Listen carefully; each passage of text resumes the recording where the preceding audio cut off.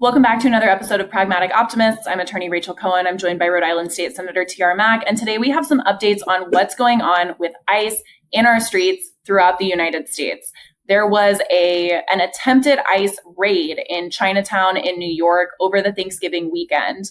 And an effective kind of rapid response deployment of New Yorkers appears to have thwarted that ICE raid entirely. So we want to tell you about that. We want to talk about lessons for the rest of the country. And we also want to remind you that whether or not it is breaking news that there are ICE raids in your community, that there are immigration agents in your community, that Donald Trump's inflated ICE budget, inflated DHS budget exists so that they can send agents into every part of the United States and disappear people off the streets. So even if you are not living in a city like Chicago, New York, LA, where there's kind of headline attention being paid to these raids, Charlotte, it's important to remember that ICE has been, is, and will continue to operate in your communities, and that this is a problem that goes much deeper than the kind of shock and awe disappearances of the Trump administration, though there is particular trauma that comes along with that, but that this is a built-out network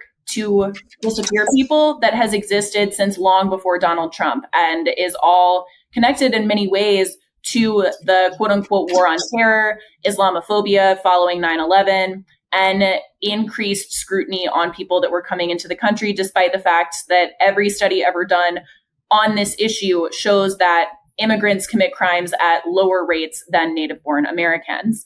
So in New York, over the weekend, there were a number of ICE agents that appeared to be attempting to deploy out into Chinatown.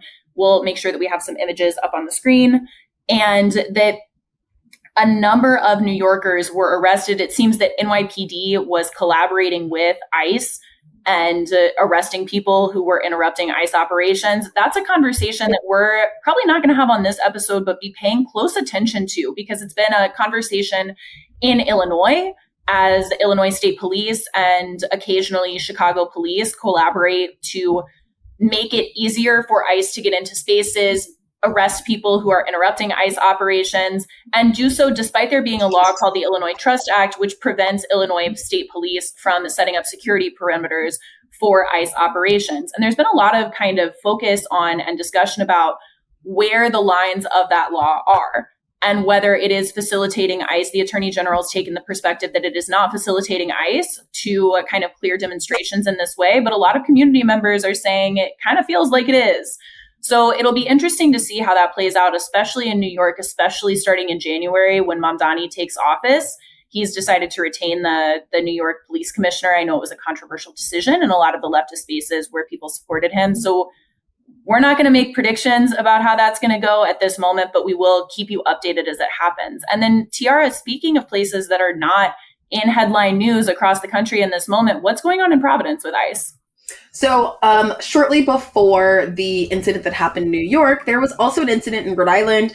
And I have had to consistently remind people that Rhode Island is not exempt from interactions with ICE. ICE is active in almost every community that you can think of across the country, especially cities that have larger immigrant populations. The district court in Rhode Island had an incident where ICE agents were outside of Rhode Island's courts, and they were monitoring an intern, a court intern for the Superior Court in Rhode Island, a teenager, was being taken photos of. And it got to the point where one of the Superior Court justices was like, hey, I'm going to just take this young person who's my intern into my car home. ICE agents then swarmed the car and threatened to break the window of a seated Rhode Island Superior Court judge because they had a suspected person who was undocumented. And it took the intervention of both a seated Superior Court judge, the Capitol Police who were on site in order to stop this incident. Like, judges, and this is like Rhode Island, a lot of people call it the blue state. These are conservative judges who are pretty moderate Democrats who are now like decrying ICE because it is insane that an intern will have this intervention and that a judge will have their car swarmed by ICE agents in order to illegally illegally detain someone that they had no due process for. The young person was able to produce their IDs. Intervention from other officials within the courts were able to intervene. And this only was also stopped, thankfully, by rapid response networks that exist in Rhode Island. Young people from Brown's campus and from neighboring community schools like Johnson and Wales and other communities through the Rhode Island Providence Deportation Defense Network were able to swarm the scene and push ICE officers. Over 100 community members were able to push ICE officers out of the community and also prevent this detention. But if we did not have rapid response that existed, and if we did not have people in places of authority there at the time, this young person, this teenager who was at their internship, would have been probably detained for hours or days in ICE custody. And so when I think about stuff like this, I'm thinking about what can we do to prevent stuff like this? And a few different things came up, and I don't want to talk about all of them because they're not all set in stone. But one thing we can do is prevent courts and court sheriffs, from interacting with ICE and giving information about who is coming to court, when they will be inside court, especially if they are undocumented, from giving and sharing that information with federal agents. What happens in a state court should not have any bearing on someone's ability to stay in their state safely. Someone's access to justice, whether they're there for a housing eviction, whether they're there for a family court appearance to figure out child support or child custody, should not fear an interaction with ICE agents while they're seeking justice and are participating in the justice process. So one thing that state legislators are doing and people at the municipal level are doing, the city of Providence has already voted on this once, and there are tons of communities across the country. I can also put some links in our show notes that are supporting virtual hearings. The more people that we can prevent from going in person to municipal district and courts all across our country and in our communities, the less interaction that they have or the less potential they have with ICE. These are people who are wanting to make sure that they are using the justice system. These are people who want to make sure that they are keeping up with their appointments, but they're risking job loss, arrest, and losing their family by simply showing up. We don't want people to stop showing up to court, but we need to make it safe. So some of the ways that we can address this legislatively is increasing the amount of options for remote and or virtual hearings. And so while this may seem like outside of courts cases and outside of other places like schools and hospitals and clinics might be a danger to people's safety, there are ways that people at every level of government can intervene and provide more options for safety.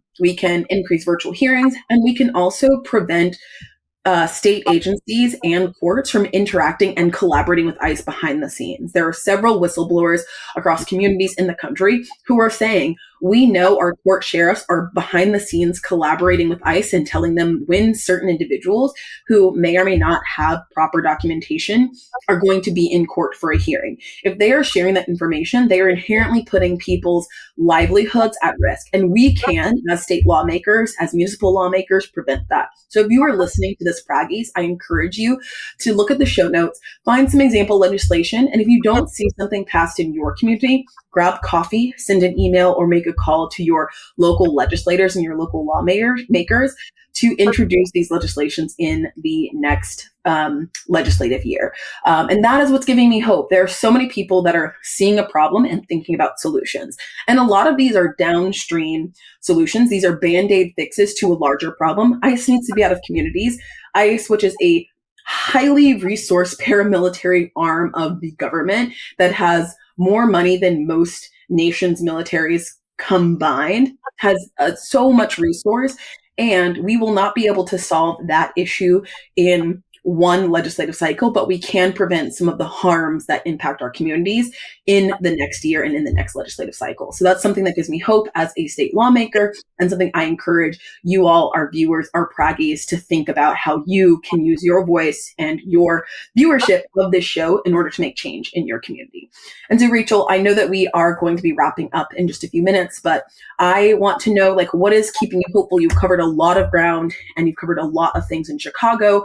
You're seeing what's happening in New York. We hear other stories in our communities, but how can people stay grounded in hope as we navigate more ICE interactions, as there are also tons of other things occupying our brain space? You got to show up.